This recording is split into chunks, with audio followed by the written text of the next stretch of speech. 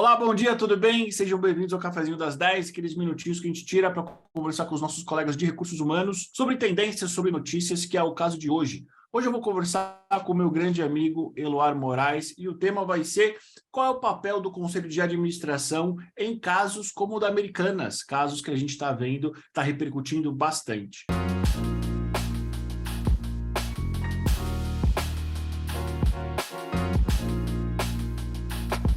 Eloar, bom dia. Para quem ainda não conhece você, que é um membro da casa, talvez é o convidado que tenha mais feito cafés comigo, conta um pouquinho de quem é você e um pouquinho da tua história. Bom dia, Edu. Obrigado por estar aqui de volta. Sempre gosto muito de participar aqui com você desse bate-papo. Já foram alguns bons cafés, é verdade, mas falando rapidamente, eu sou profissional de recursos humanos desde sempre, né? Esse ano acho que já estou fazendo 30 anos de área já, então já tenho muitos quilômetros rodados, vamos falar assim, né? Já passei por grandes multinacionais, grandes empresas, comecei na área de remuneração, estrutura, com o tempo fui variando para as outras áreas até me tornar um especialista em cultura organizacional. Recentemente, passei a entrar no mundo maravilhoso da governança corporativa, já vinha atuando em conselho já há pelo menos uns 10 anos como executivo nas companhias que eu passei, mas agora, no final do ano passado, eu fiz o curso de BGC para atuar como conselheiro independente também, então estou abrindo um novo capítulo na minha vida, e além disso, por isso que a gente vai conversar hoje, por muitas vezes na minha vida tive oportunidade de participar de gestões de crise. As companhias que eu passei, geralmente companhias reguladas, passei por empresa alimentícia, de segurança da informação, de seguradora, mercados muito regulados, então fui treinado bastante por isso e acredite, senti na prática muito do que a gente vai conversar hoje. Muito bom, Eloar. Um dos vários fatores que eu convidei você para participar desse tema foi justamente a tua experiência com crises e também essa sua formação recente, né? É uma formação acadêmica, né? Mesmo você já tendo uma grande experiência em participar de conselhos anteriormente. Por que você decidiu fazer esse curso e depois da formação, o que as informações aportaram na tua visão sobre recursos humanos? Legal. Bom, Edu, a governança corporativa é algo que me fascina há muitos anos, né? Eu acho que quando a gente fala de criar empresas mais humanizadas, e aí acho que entra até um pouco da parte da última pergunta que você fez, de você criar empresas um pouco mais humanizadas, ela passa muito a forma como você administra a empresa, como os executivos administram a empresa. Então, a governança corporativa, ela abre essa possibilidade de você fazer uma gestão mais transparente, mais equânime entre os acionistas, entre os demais stakeholders. Uma das principais funções da governança corporativa é a prestação de contas, é o accountability, a responsabilidade. Então, isso para mim são coisas que eu fui aprendendo como executivo ao longo dos anos, e graças a Deus trabalhei em empresas muito sérias, e que hoje eu me sinto muito preparado para apoiar outras empresas. E é uma diferença muito grande quando você diz em ser um conselheiro executivo da companhia e ser um conselheiro independente. O conselheiro executivo está ali todos os dias, ele está vendo a companhia acontecer, ele sabe os números, sabe o que está acontecendo.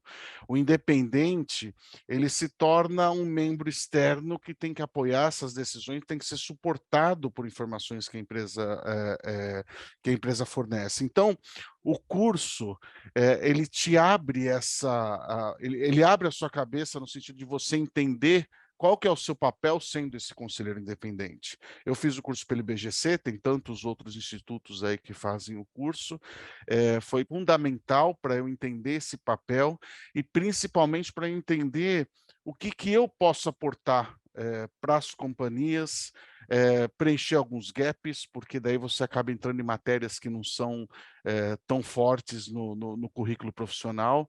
Então, acho que todo mundo aqui que já tem uma experiência profissional, tem interesse em conhecer um pouco mais de conselho, entrar um pouco mais no mundo de uma gestão corporativa, e aí tirar a roupinha do cara de RH e entrar como uma roupagem diferente, você vai, no meu caso, eu vou participar de comissões, recursos humanos, etc., mas vou participar de todas as decisões. Então, quem tem essa condição de ter esse conhecimento, ter essa vontade de entrar no mundo da governança corporativa, eu super recomendo, porque me aportou muito. E profissionalmente falando, me aportou muito como profissional de RH, porque abriu, como eu disse, as possibilidades, né? Hoje, eu sempre fui um tipo de pessoa que nunca me limitei ao RH, eu sempre busquei outras coisas, sempre me envolvi com fusão, aquisição, com crise, como a gente falou, com estratégia. Mas quando você tem essa base que esse curso te dá, a coisa fica mais fácil de você entender os porquês e principalmente os comos, né? A forma certa de fazer as coisas de forma ética, responsável e sustentável. Eloar, falando como conselheiro, quando a gente pega uma situação como da Americanas, como de outras empresas também, estamos numa crise, né? Qual é o papel do conselho de administração nessa situação? E depois eu quero que você fale qual é o papel também no passado, porque com certeza uma crise ela é construída, né? E o que que você acha que deve ser no futuro também? Ou seja, quero entender presente, passado e futuro do papel de um conselho de administração no caso desse, por exemplo, é uma crise, é um escândalo. Vamos falar então do conselho hoje, na gestão da crise, né? Quando a gente fala um conselho independente, acho que está muito aí tá muito no termo, né? O conselho nesse momento ele tem que atuar de forma muito independente, transparente, em relação a todos os stakeholders envolvidos, para fazer com que a empresa tome as melhores decisões a partir de agora. Houve um erro no passado, seja ele por negligência, ou seja ela por fraude, a gente não sabe, mas hoje o conselho ele tem que colocar a casa em ordem e ainda mais numa situação de momento de recuperação judicial, etc. Então, precisa trazer gente com experiência em cada uma dessas matérias financeiras, contábeis, legais, humanas, montar uma equipe especial, trabalhar a cada 8 horas para valer por 24, para fazer isso acontecer e trabalhar da forma correta. E precisa, obviamente, trazer à luz de fato o que está acontecendo. Esse caso especificamente, a gente não tem informação, a gente não pode ser leviano aqui e fazer nenhum julgamento. Mas, assim, pelo tamanho do problema que a gente já viu, pode ter mais coisas para descobrir. Então, o conselho ele tem que entrar muito a fundo aí e tem que tomar um posicionamento muito certeiro. Lembrando que o conselheiro independente de administração, ele é tão responsável quanto um diretor estatutário, por exemplo. Ele responde por isso. Então, o conselho anterior, ele vai ter também um papel importante para ajudar nisso e para trazer as informações. Sobre o passado, e aí, uma vez mais, a gente não tem como julgar o que aconteceu ou não, mas pode ter sido uma questão do conselho não ter de fato sido informado do que estava acontecendo, o que pode acontecer, uma vez mais, o conselho independente se reúne lá uma vez por mês para uma reunião de conselho geral e depois as comissões de gente, de finanças, etc. A gente não sabe se o comitê executivo da companhia passou essa informação ou se o conselho de alguma forma estava ciente ou negligenciou ou de alguma forma não entender o risco, enfim, são inúmeras as possibilidades, a gente não pode aqui julgar. Só que o fato é, o Conselho de Administração Independente não pode permitir que isso passe, através de uma auditoria, através do apoio dos executivos. Esse é um dos pontos que mais pegam no curso, por exemplo. Como que você avalia da melhor forma uma demonstração financeira, qual a metodologia que você vai usar. Então, o conselho, neste caso, ou em casos que você vê no mercado aí que já passaram, é muito estranho você ver esse tipo de situação acontecer. O conselho deveria ter sido um pouco mais firme na decisão de como esses números seriam ou não aprovados. Uma vez mais, vale sempre ressaltar, a gente ainda não sabe o que aconteceu, a gente não pode julgar nem executivo, nem conselho, nem ninguém aqui nesse caso. Mas o papel do conselho seria garantir que isso não acontecesse, não chegasse neste ponto. E para o futuro, eu acho que aprender com os próprios erros é fundamental. A partir de agora, a governança da Americanas e de qualquer outra empresa de capital aberto que esteja presenciando isso que a gente está pensando, que a gente está passando, vai ter que repensar muito bem a forma como que vai reportar os números daqui para frente, como que vai trabalhar a informação daqui para frente, se existe alguma manobra contábil que parece mais ou menos ok, se parece mais ou menos não é ok. Ou é ok ou não é, né? Matemática é binária. Então, assim, precisa tomar muito cuidado com isso. Precisa tomar qualquer zona cinzenta, não é um bom caminho. Então, tanto o conselho da Americanas a partir de agora, como o conselho de qualquer outra empresa que esteja presenciando isso e não quer passar por isso, aprenda com isso, trabalhe na transparência, na responsabilidade corporativa, preste conta da melhor forma. É fundamental isso daqui para frente para qualquer conselho. Muito bom. Eloar, uma dúvida. Quando a gente pensa em conselho de administração, de governança, sempre vem, pelo menos na minha cabeça, cadeiras ligadas ou a finanças ou a operações, por exemplo. E por que é importante para um conselho de administração ter uma cadeira voltada para RH? É bem interessante essa tua pergunta, porque de fato é isso, né? Quando a gente pensa em conselho, a gente imagina aqueles todos engravatados ali discutindo números, etc.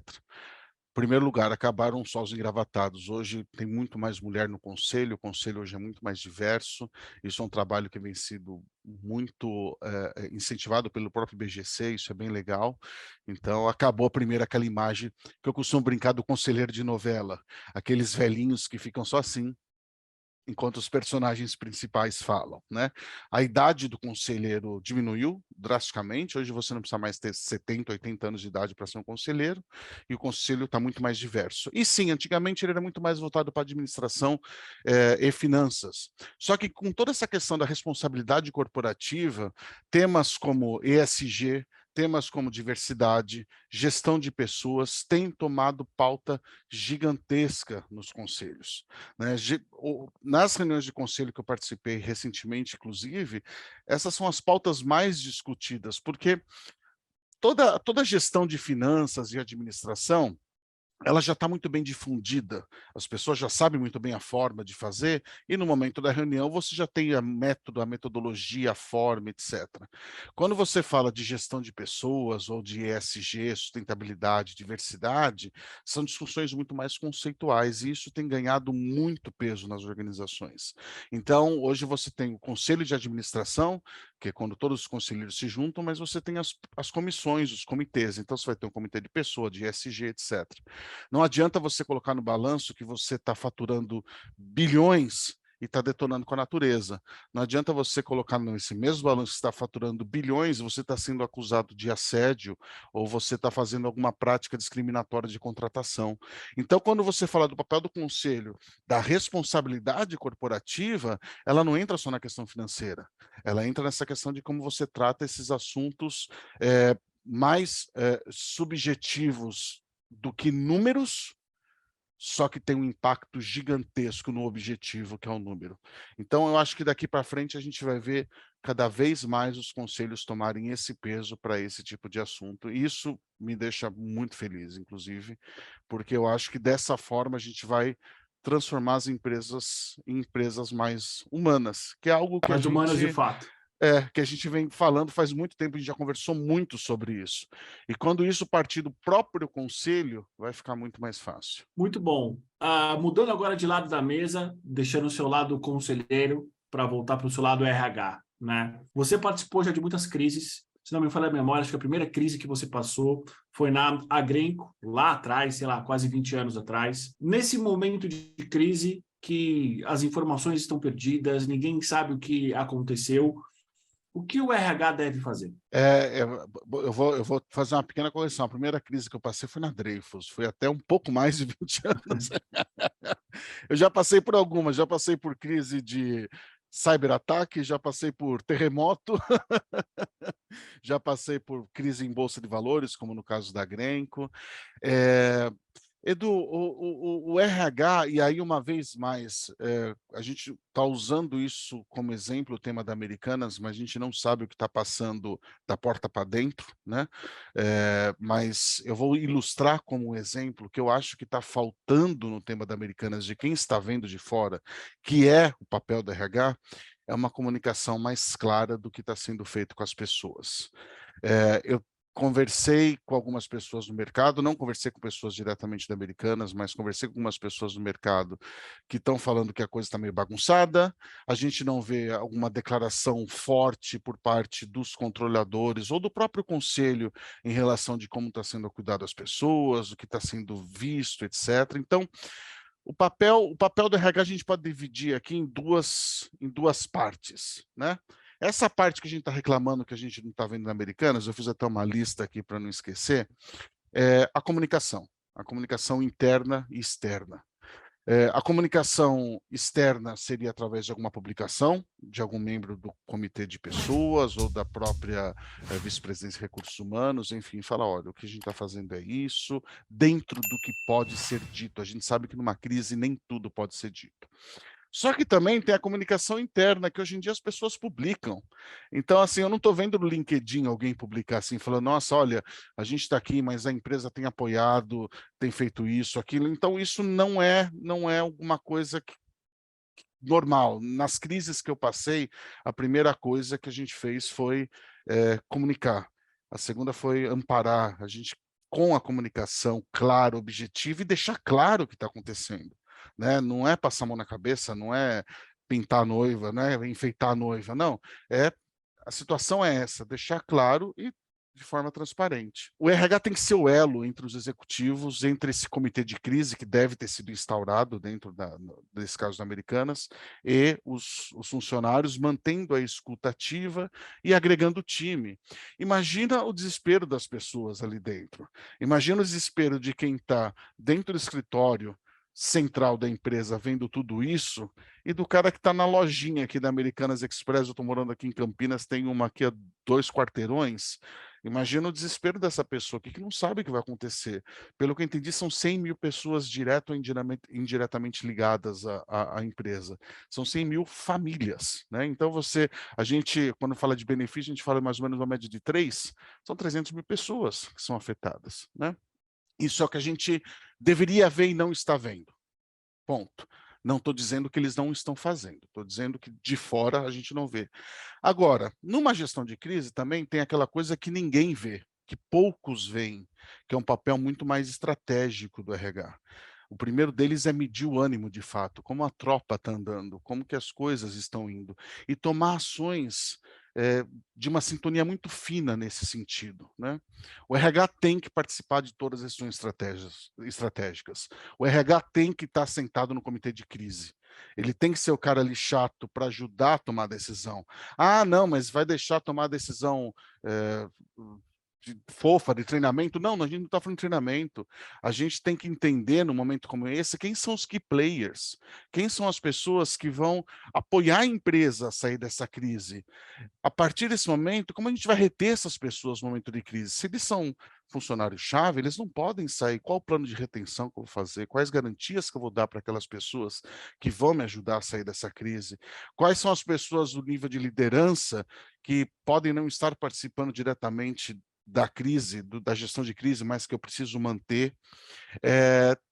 O RH tem que apoiar uma redefinição de estrutura. Nenhuma crise como essa sai sem uma redefinição, seja ela um grande ajuste, um downsizing, um redesigning organizacional. O RH ele tem que ser o guardião disso. Se for necessário, que muitas vezes acaba acontecendo, apoiar na estruturação de um plano de demissão, de um plano de desligamento, um plano justo da melhor forma possível numa crise como essa, né? Acho que a empresa, como o caso da Americanas, que é um great place to work, uma melhor empresa para trabalhar, como você mesmo publicou, né, na semana passada, ela tem que ser um great place to work nesses momentos também.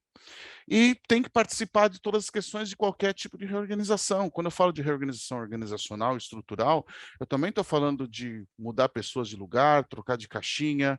Ah, tem um cara aqui numa empresa com uma capilaridade como a Americanas, pô, tem um cara aqui na região norte que seria perfeito para trabalhar na região sul nesse momento. Então, sabe aquele plano de sucessão que o RH faz todo ano?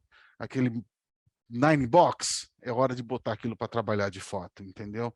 E isso são coisas que a gente não vê. A gente não sabe se eles estão trabalhando nisso. Eu acredito que sim, porque tem um fundo gigantesco por trás na Americanas, tem gente muito boa ali por trás, mas a gente não está vendo. Mas o que mais incomoda é o que a gente deveria estar vendo, que é a questão da comunicação, da transparência, que até esse momento a gente não está. Nas crises que eu passei, eu fiz de tudo um pouco. Eu fiz desse estratégico, sempre fiz muita questão de comunicar, de conversar, soltava crise do coronavírus, crise de cyberataque, eu soltava e-mails todos os dias para todo o time, explicando, olha, ontem aconteceu isso, hoje a gente está fazendo isso, ontem aconteceu isso, hoje tem que fazer isso, eu prestava conta, é nosso papel. Ah, você falava tudo? Não, tem coisa que eu não posso falar.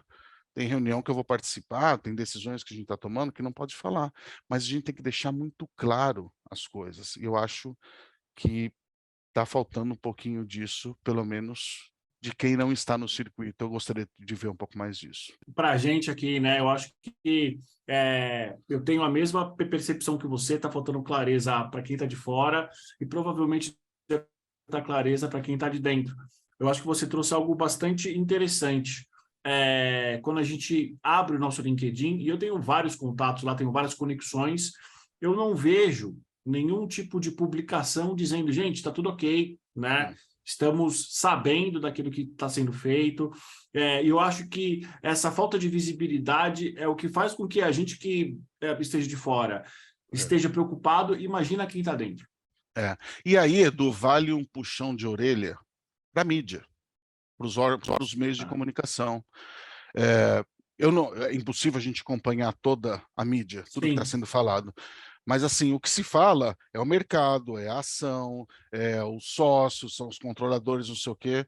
Eu vou ser muito justo. O que eu vi da mídia falando, ressaltando algumas vezes, existem algumas inserções na CNN, na parte da tarde, que a apresentadora, que agora não me vem o nome à cabeça, ela fala algumas vezes sobre isso. Você vê que a CNN puxa um pouco esse assunto. Não vi nos demais meios de comunicação, e me perdoem se você é jornalista e publicou, eu não consigo acompanhar tudo, mas eu acho que vale o puxão de orelha aí. A mídia ela tem que dar esse foco também, né? O foco é o acionista, o grande, o pequeno acionista, o foco é os fornecedores, fazer com que os fornecedores saibam que eles também vão receber, porque tem um impacto gigantesco aí. Um exemplo, esses dias eu estava falando na TV, Americanas é o maior vendedor de ovo de Páscoa do mundo. O que vai ser da empresa de chocolate esse ano se a Americanas não tiver crédito para vender ovo de Páscoa? Esse é um exemplo. Mas puxem um pouco, né? Jornalistas, né, formadores de opinião, puxem um pouco isso, né? O que pode ser feito, o que pode ser dito e o que não pode ser dito.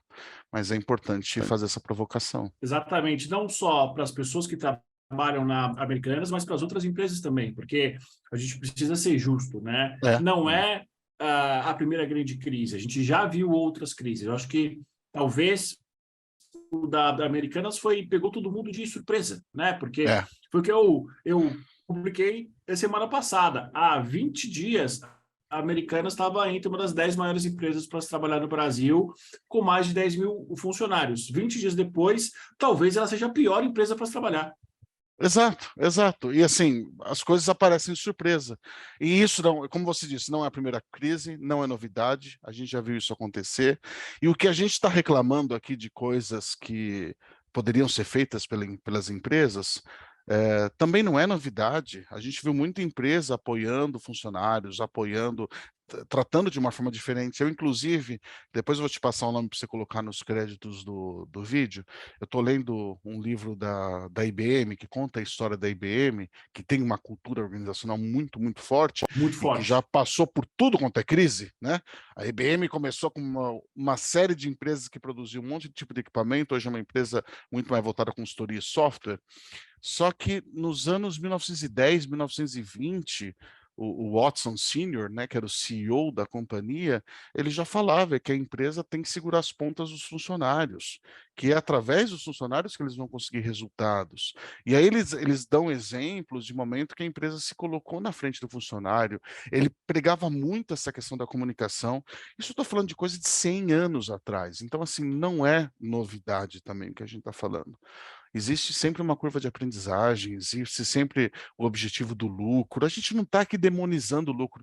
Eu não gosto também de muitas vezes a gente ver notícias que demonizam o lucro. Ah, essa empresa só quer dinheiro, o fundo só quer dinheiro. É claro, eles querem dinheiro, eles são um fundo É, para isso. Eles geram riqueza. Esse dinheiro volta para a sociedade de alguma forma, volta para exatamente. outras empresas. Se eles não gerarem lucro, se eles não gerarem dinheiro, eles não vão ter dinheiro para pagar o cara que produz chocolate para vender o ovo de Páscoa. Então, assim, é natural isso, só que tem que ter o equilíbrio. Então, eu acho que aí complementa a tua primeira pergunta para mim. Eu, no conselho, vendo isso, eu consigo equilibrar com esse meu desejo de uma empresa mais justa, mais humana, e eu acho que eu tenho mais atuação quando eu tiro o chapéu só de RH De RH. e entro em tudo isso. E gerir crise foi fundamental. Então, assim, aconselho todo mundo aqui, se tua empresa estiver passando por crise, você que é do RH, seja o primeiro a oferecer ajuda. A quantidade de coisas que a gente pode aprender no negócio desse é sensacional. Gigantesca. Gigantesca.